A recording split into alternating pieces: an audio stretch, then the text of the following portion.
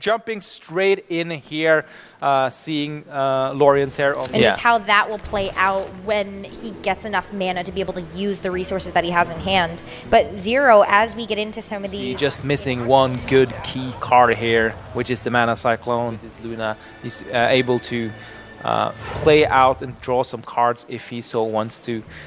Playing the Magic Trick without the Sorcerer Apprentice, because it's important to keep that for that explosive turns that we talked about earlier with this Mana Cyclone. That Spider Bomb is going to remove the Stargazer of Luna and all of the potential that it had. Turn here now with the Sorcerer Apprentice. The Magic Trick goes in and picks up another Tome of Intellect, being able to really just buff this up even more. Ray of Frost is picked up as well, meaning you can actually go with a big Ray of Frost play and just freeze the whole board here.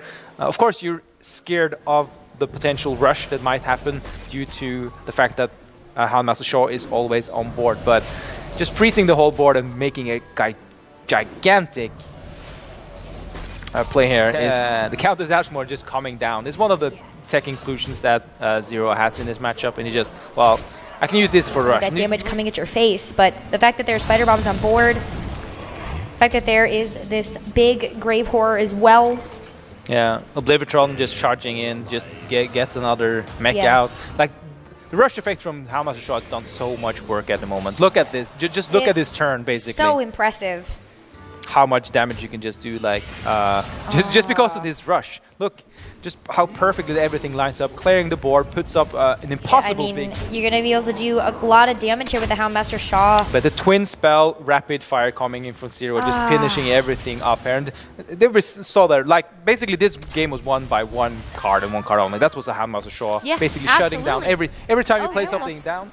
Want to see him hold on to it? Yeah, exactly. Just in case you do get a Mountain Giant on board and for some reason... Houndmaster Shaw, though, coming in clutch as he always does. Zero just plays it fast. Spider Bomb just kills it. Or any other big stuff might kill it. And we see it here in Zero's hand, that the Oblivitron just instantly getting played out here, I think. Oh, you also do play Ray of Frost if he wants even more spell, but it's just playing down the Mana Cyclone for the spells he gets here, though, and that's almost a full hand. Almost, but it was well calculated there. That Ray of Frost would have put him over the edge. Counterspell through these mirror images. He hasn't used a lot of resources here.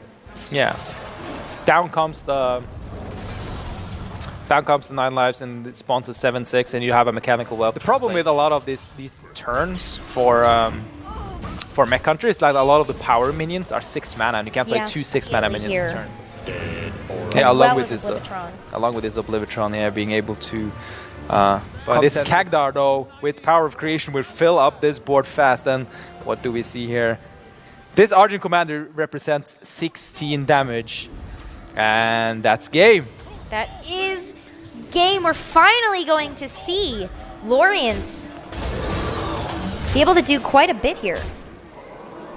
Oh, that's missed lethal there from Loreance, though, doing the trade, Loreance, but not getting punished for this misplay. Going to the game 3 instead, though. And you saw, even though Loreance and Zero, it all ends here in this final match of this best of 3.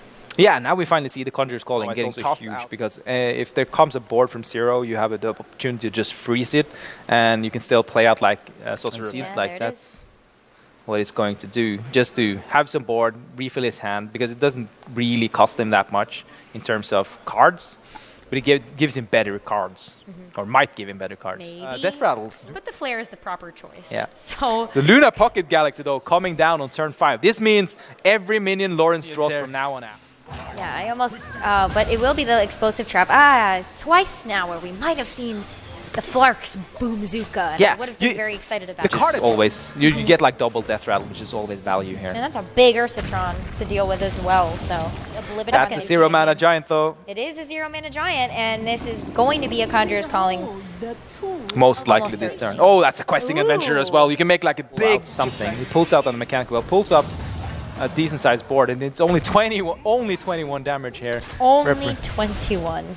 Represented. So he's 3 damage off lethal here for Loreance. There's no way to find lethal currently except by Cinderstorming 3 times to the face, but